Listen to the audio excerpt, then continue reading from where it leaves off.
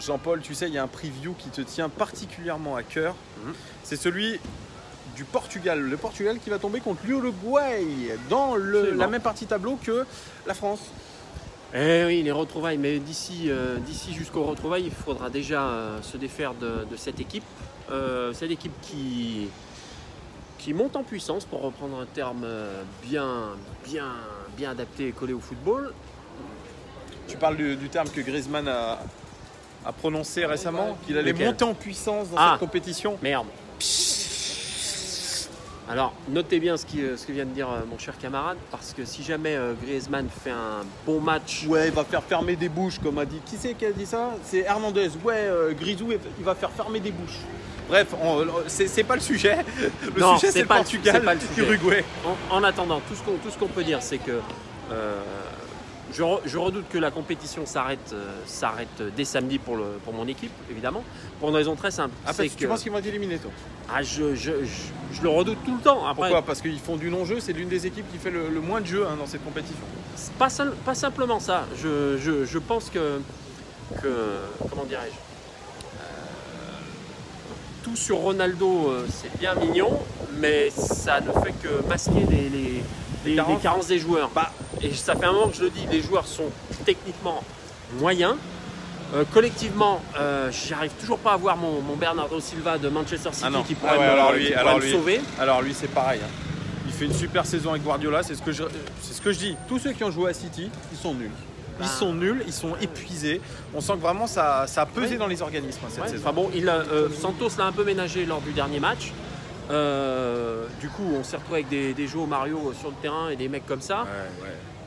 Moi, ça me fait peur et ça me conforte dans cette idée-là quand je vois le niveau de jeu et le déroulé du match contre l'Iran. Ça m'inquiète. Contre l'Uruguay, je suis curieux de voir ce que ça va donner avec deux équipes qui, à mon avis, ne jouent pas. Même si moi, ça m'écorche la bouche de le dire par rapport à mon équipe, mais l'Uruguay ne joue pas.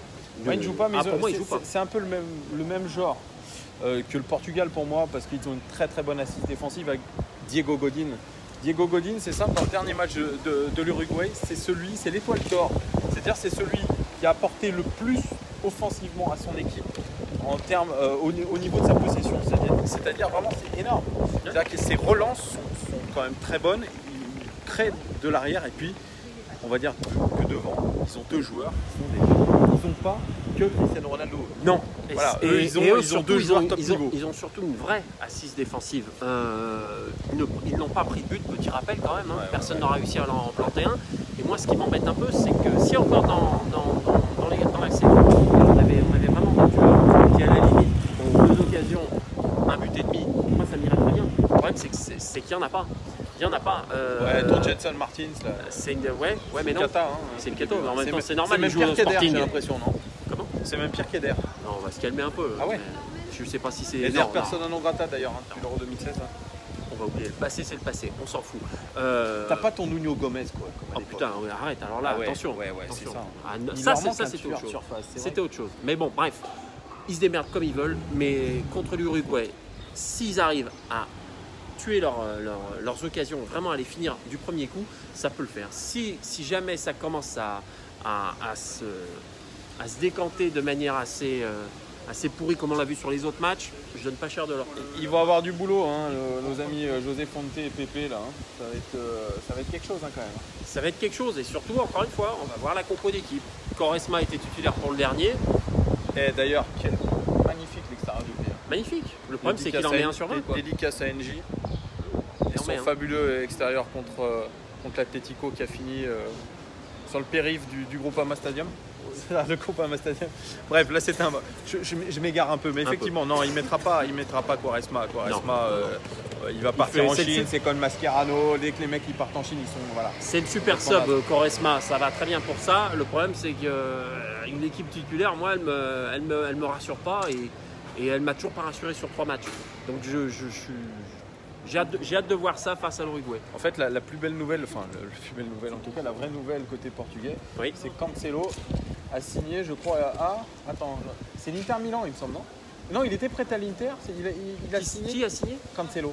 Je sais pas où il a signé. Bref, là, je suis en train de vous faire une banane parce que je crois qu'il a signé dans un gros club, Cancelo. Bon. Il signait aujourd'hui. Il était, je crois, dans les présélectionnés de la Coupe du Monde. Hein, il n'y est pas. Mais en tout cas, ça ne l'empêche pas de signer dans un gros club. Je crois que c'est l'Inter Milan. Hein. D'accord. Il se fait un bon mercato avec les recalés de la Coupe du Monde. Hein. Lingola, Cancelo. Les recalés de la Coupe du Monde. Voilà, c'est ça. C'est pas mal ça. Voilà, c'est génial. En tout cas, eux, ils jouent la Ligue des Champions par rapport au Milan AC, tout ça. Donc oui, on verra bien cette belle affiche. Hein, entre Portugal et pourvu qu'on n'ait pas un 0-0 pourri, c'est tout ce que je souhaite. Non, il y aura des buts, ça va être ouvert. Ça va être ouvert, je le pas sens. de prolongue. Non, pas de prolongation. Okay. Et tant mieux. Voilà, on verra bien. En tout cas, j'espère pour toi et ta chère et tendre patrie, c'est sûr, de cœur, que ça va bien se passer. Ouais. Et puis on retrouvera peut-être la France après. Hein. Peut-être. On se marre. Peut-être, qui sait.